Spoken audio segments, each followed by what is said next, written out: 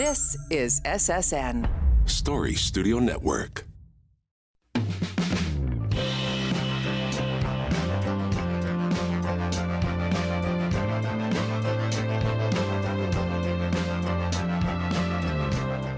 Welcome to the Biz Doctor podcast, my love letter to business owners the world over.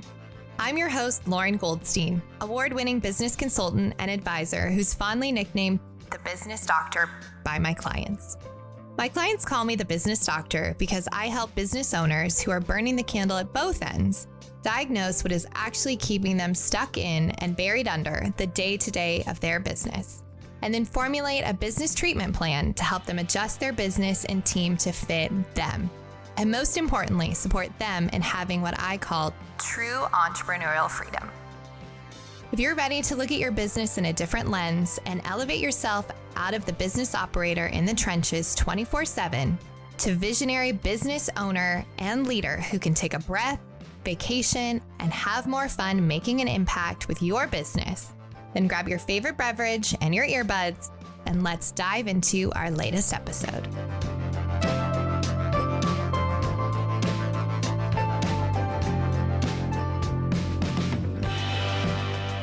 Welcome back to the show. In today's episode, I'm going to put my cognitive neuroscience and NLP hat on to give you some of the most effective interview questions to help you pick the right candidate. And yes, I did just say cognitive neuroscience and NLP. For those of you that don't know my credentials, my degree is in cognitive neuroscience. There are few things that excite me more than the inner workings of how we think, act, and behave. And to that point, I'm also a board-certified NLP practitioner. There are so many aspects to our mind that either support where we're going or hinder where we want to go. And if you are a business owner, entrepreneur, CEO, you know that 90% of the game is between your ears. So a large portion of my advisory work with business owners like you is getting their brain to stop being a business blocker and instead a partner, which is especially helpful when you leverage neuroscience and NLP in your team and hiring to help you choose the best candidate for the job.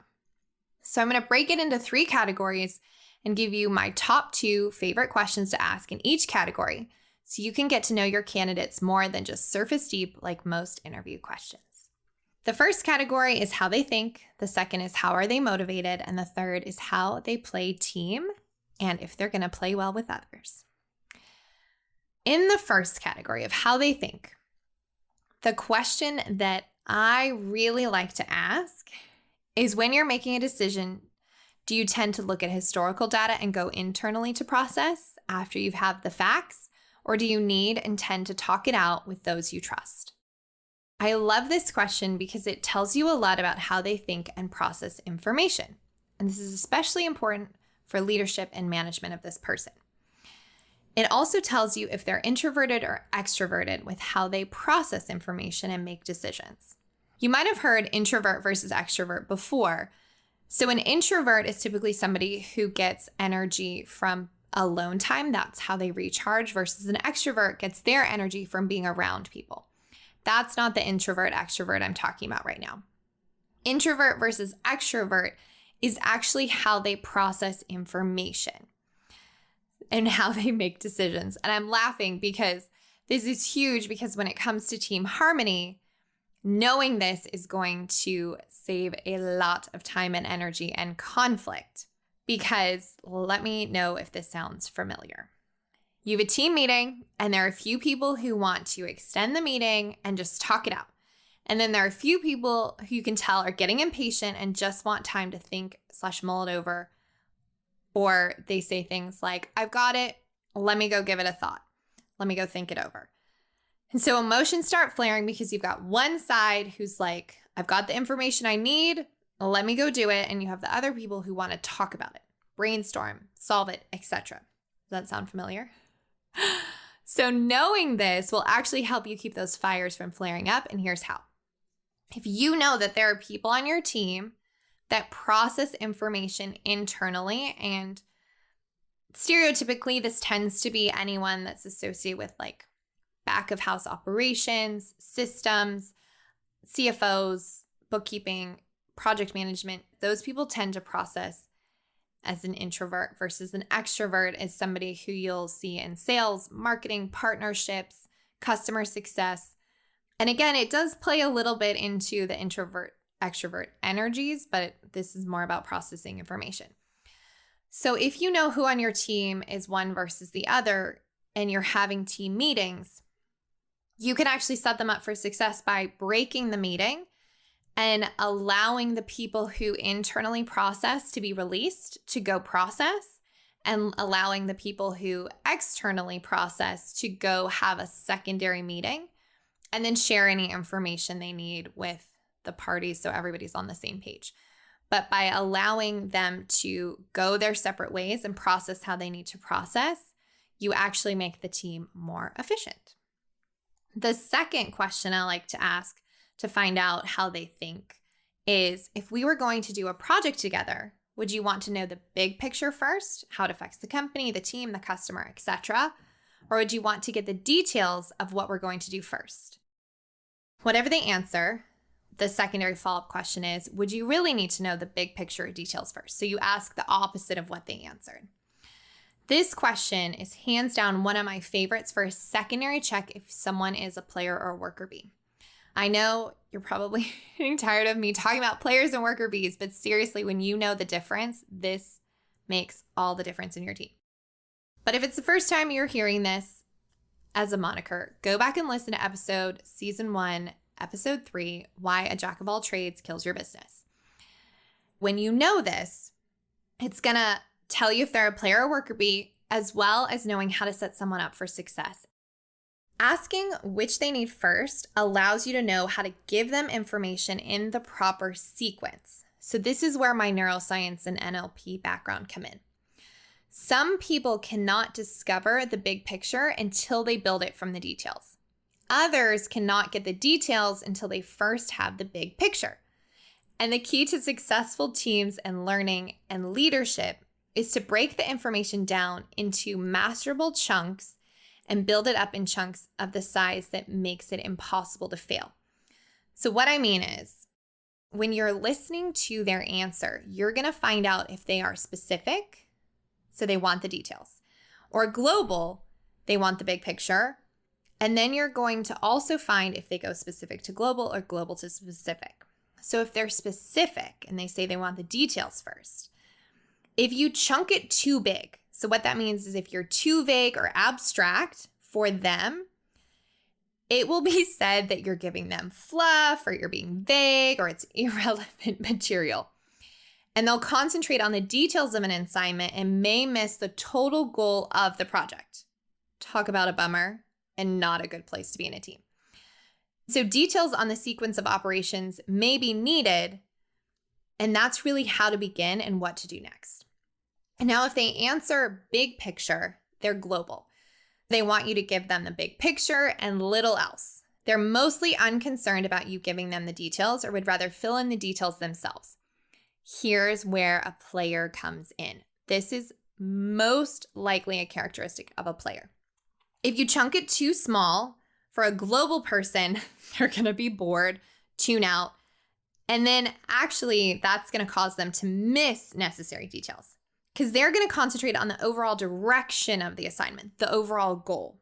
They are really great at understanding the context or the pattern, but sometimes if you want them to follow a step-by-step process, they're going to fail at that. Worker bees love step-by-step. Players do not.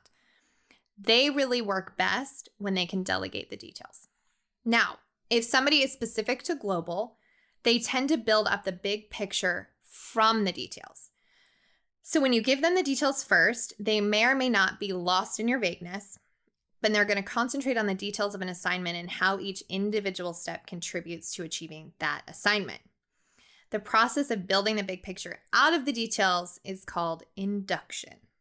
These people generally, like I alluded to earlier, tend to prefer bookkeeping, accounting, something specific to details where details matter. So if you need somebody who you need details and T's crossed, I's dotted, etc., specific to global is your person.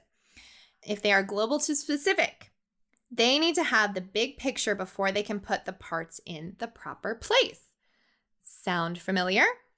They can concentrate primarily on the general direction of the job and have a natural tendency to understand how the big parts of an assignment project fit together. Again, this is a hallmark of players and why players are so important to your team, especially if their superpower is not your superpower. So when you're hiring an expert and you are not the expert, this is the kind of person that you need. And when you have this process of knowing the end result, the global first, then specific, and how it all comes together, that is deduction. This is helpful in sales. This is also helpful in operations, big level strategy, things like that. As a top-notch communicator, you as a leader need to be able to chunk at whatever level another person is using. Because if you don't, and you're trying to chunk in the way you operate, then you're going to have issues. So I know this was an interview question, and I just went down a rabbit hole of how to actually use it in your team.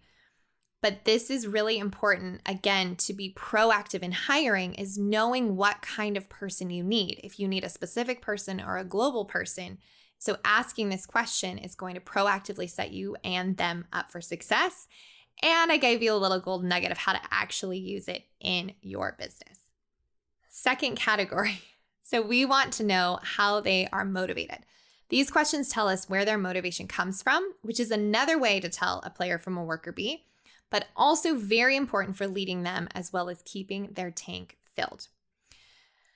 The first question I like to ask is, how do you know when you've done a good job or have been successful at something?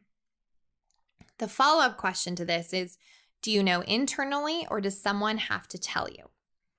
The reason why this question is so pivotal is it tells you if they're going to be seeking outside validation from their leadership or peers for not only celebration and acknowledgement, but also with decisions, or if they're going to be their own internal compass.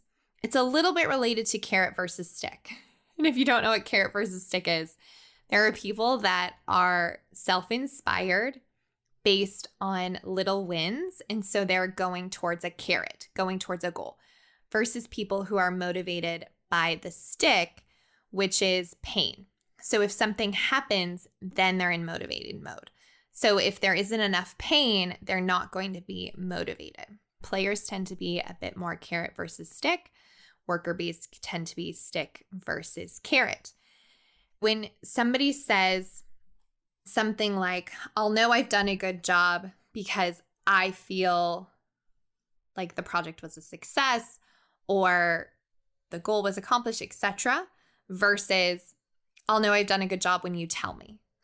I know that sounds a little too simplistic, but it's very important for understanding their also level of awareness and how they fit in the team and how they're fitting in success. A follow-up to that one is, what is success in this role for you? This tells you how they measure success and more about where their validation lies, whether it's internal or external. It's also another really interesting level of the onion about how they like to be rewarded or acknowledged. If you've never looked into the 5 love languages, this is also another really interesting way to interact with your team is figure out what their love languages are. Some could be words of affirmation, quality time, gifts, etc. Shy away from the physical touch for HR reasons, but I digress. When you know how they measure success, whether they're measuring it based on metrics, whether they're basing it on how they feel, how they're hitting their goals, how the customers feel, etc., it's going to help you build up a relationship with them to continue stoking that fire. I also like to know the answer to this question because it tells me if they're looking at this like as something just to check a box versus actually being really vested, because how they are measuring success will tell me a lot about how they interact with the role as a whole. Before we dive into the next bit, I want to take a second to share with you something that I've seen drastically change businesses and teams for the better. Imagine waking up every morning with a team that knows exactly what is expected of them and how to achieve success without you having to micromanage them. Imagine how much time and dollars you will save by hiring the right team member from the start. not to mention getting the most out of every current member of your team. That is what's possible with our tried and tested tool, the Golden Key Scorecard. The scorecard is a simple, impactful, and fillable tool for managing your team, ditching inefficiency, and I guarantee will help you stop playing whack-a-mole chasing team docs all over the place. It's as easy as filling out a form. If you want to get out from under your business, shifting from business operator to business owner, and take your business to the next level while reclaiming your time, then our Golden Key Scorecard is just the ticket. Our scorecard provides the time-tested framework and process to get you and your team out of the weeds and into a well-oiled machine that can scale without you. It's time for you to run your business instead of the other way around. Become an expert in this critical piece of the foundation to creating a high-performing team. Download the Golden Key Scorecard for free at goldenkeypartnership.com/go. Now back to the show. Last category is how they play team or how they are going to play well with others or not. So these questions are going to help you peel back that top layer and really get to see how they play team. The first question I like to ask is, tell me about one of the top 10 experiences of your life. This question will help you understand where their primary interest lies, in the who, the what, the where, the how, or the why, with what information. When you're listening to their answer for this, you're listening for if they're talking about people, places, things, activities, or information. So people is the who. Who are they with is important. That's really what they're focusing on. This person is interested in the people and will do well when assigned to jobs that deal with people, reception, sales, personnel, clients. On the job, they may spend a lot of time on the phone or hang out with others in the office. Back when we did that. Back when we had a water cooler. Place is the where. So the location to them is most important. It may depend on distance, near or far, or some factors such as convenience. This is actually a really interesting thing that companies ran into when the world kind of shut down and we all started working from home, or office dynamics changed and remote working became much more of a norm. For people that are where, they're really wondering how this fits into their life in terms of where they're located. People that are very focused on the where are best assigned according to the location of the office. If the office changes, they'll probably seek employment elsewhere, which is again why some people were harder to adjust to remote versus home, or if they got really used to being remote and then you tried to get them into the office because they're more concerned about the where. Things, that's the what. They're interested in the what. So possessions, food, money, ambiance. If their primary interest is things, and if there is no interest in people in either level of what they're sharing, then they'll be best assigned to computers, office equipment, machinery, mechanics, things with their hands that doesn't have a lot of human interaction. They're going to look for the right notebook or the right pen. They're really focused on how can I set myself up for success by surrounding myself with the right things? So the right computer, the right desk, the right chair, etc. We like to say, when the going gets tough, the tough go shopping. Activity. This is about how. This type is interested in how. They're going to be talking about what is going on and what they're involved in, the speed of service or what there is to do. They're going to also talk about whether it was internal activity, external activity.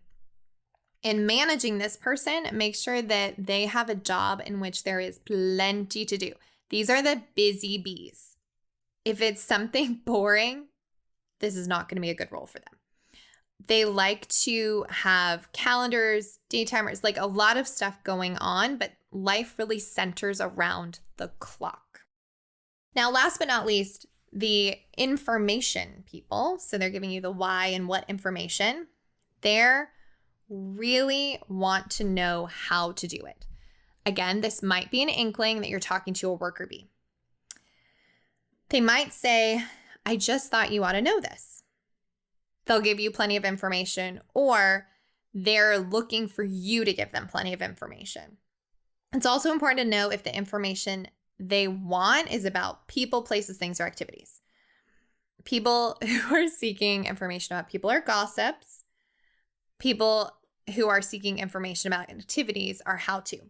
Sometimes there are other categories around this, but in general, remember that if they're asking why, they really want the details first. And this goes also back to another question I asked above about, do they want the details or the big picture first? So do you see how these all play together?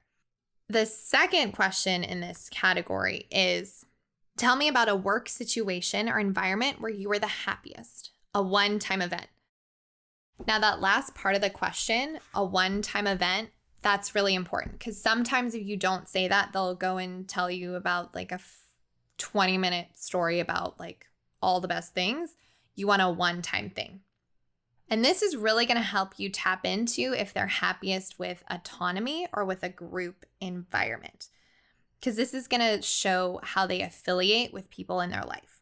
If they are an independent player, they work best by themselves and when in control of their project. They often do not take directions well.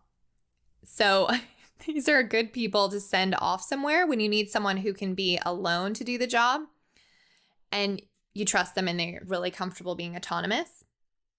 But they sometimes can really struggle being part of a team. These are also the people that in group projects in schools, they hated group projects and they were like, oh, just let me do it, right? The team player though, and again, you're going to figure this out by listening to how they answer, but the team player, they want to be part of a team and are willing to have their rewards come from a team. They are willing for everything they do to be incorporated into a team. They're good team players, and they probably will not be successful if you try and send them out on their own. This is also, coincidentally, something we saw a lot when people left offices and people either thrived or really struggled. Generally, the people who thrived were the independent players because now they were like, great, no distractions. I could just get my job done. But the people who were really struggling were the team players because they played off the team. They missed the camaraderie. And so knowing who you're working with is going to help you, again, set them and yourself up for success. And if you end up having team players who are remote, finding ways to keep them connected to the team and incorporated, whether it's Zoom or Slacks or whatever, that's going to be really important to helping them feel fulfilled in their role. The other thing to be listening for is if they're talking about management. So they want to be part of the team, but they also want to be in an area of responsibility all on their own. They understand working in a hierarchy or team structure, but where possible, they will seek leadership. And this is a good thing, they will also work well with somebody who's above them. So when you ask this question, you should also note if the answer to the question includes any of the things that I'm going to list here, whether they're talking about things or systems or people. Because if they prefer to work with things, not people, again, these are going to be, you're not your people. These are going to be like the people behind the scenes. If they talk about systems, they'll work with people or things, but they're mostly going to be interested in how things work or how people work. They're going to really like systems, so they're going to be great at being consultants or project managers or anything where they're trying to build an SOP or a system to make things more efficient. And then last but not least, people. If they would prefer to work with people, these again will be the people. What I really love about this is this question actually ties in really well to the wealth dynamics square, which you guys have heard me talk about. If not, I will link it in the show notes. But we use the wealth dynamics and team dynamics test to uncover what your unique CEO profile is. The square is made up of what, who, when, and how. And so this question layers on that really perfectly. Because again, when you understand how people operate at their innate level, not with technology, but like who they are at their core, you're going to have much more success, not only managing them, but integrating them into the team, making sure they're set up for success and happy and fulfilled in their role. Now, because I always like to give a little more than expected, here's a bonus question for you. Why are you looking for a new role right now? And then a follow-up question to that is, tell me more about your current role and what is misaligned that led you to looking for a new role. This is a whopper of a question that I love all these questions, but this one is actually so profound because it's going to tell you a lot about how they view personal responsibility. And again, if you're working with a player or worker bee, and here's why. When somebody talks about why they're looking for a new role, if they talk about things like, I'm feeling like I've outgrown the role I'm in, or I feel like I wasn't valued, or they didn't value my expertise, or I feel like I just had, hit my ceiling, you're generally talking to a player and somebody who is not satisfied with the status quo or feels like their expertise is not being valued. Because here's what I know for certain. If you do not let players plan and run and use their expertise to make an impact, they're going to go bye-bye. And if you treat them like worker bees, they're for sure going to 86 right out of the organization. Now, if they're talking about things like, well, I didn't like my job, or it was just too much to do, or I'm looking for something new, then you're probably looking at a worker bee. And also the difference is one person is going towards vision and saying like, I want more for my role and where I'm going, versus somebody who's coming from victim. So I didn't get along with my boss, my coworkers, job, whatever. There's lots of different reasons that I've heard over the years. But when you listen between the lines, you'll discover how somebody is taking responsibility. For example, if they say, I just really don't like my job anymore, that's a great follow-up question of, well, what is it that's misaligned? And then you listen and they'll tell you either, that they're not valued, or that it's boring, or a lot of different things. Trust me, the things that people say, bless them for being honest, but I'll never forget when I was interviewing. This was actually when I was in a COO role for a wealth management firm, but I came in and was talking to the team because they had some pretty significant issues that were popping up in the team. And I asked her what she did if the partner didn't have anything for her to do, like didn't have any tasks. And she said she just checks Facebook. I use that example because people will be very honest and answer exactly how they really show up in real life if you're listening carefully enough.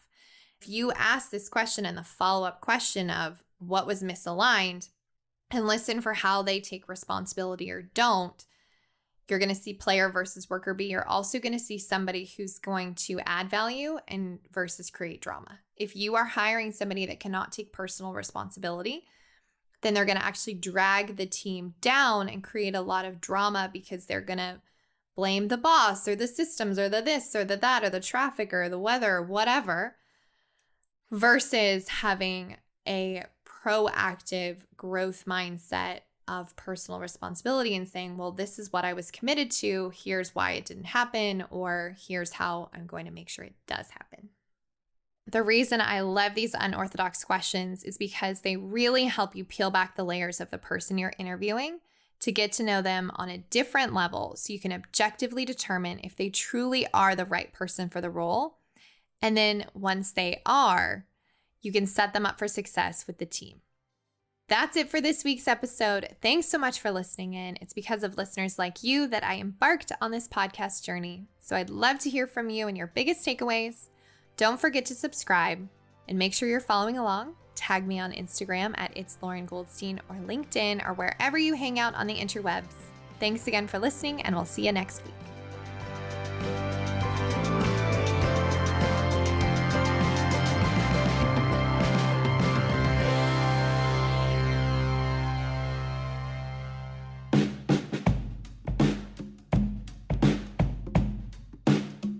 Thank you for listening to the Biz Doctor podcast.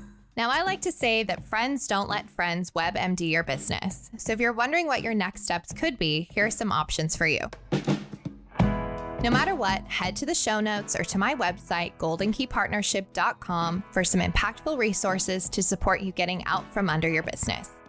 That's also where you'll find the links to learn more about our services and how we support business owners, just like you, who are ready to make the successful jump from business operator in the trenches to visionary business owner with more freedom and flexibility. All of that info is on our website, so pop on over to learn more or get in touch. goldenkeypartnership.com. Finally, if you love the Biz Doctor podcast, I'd be so grateful if you would share it with your friends and network and give us a 5-star rating or review wherever you listen to your podcast.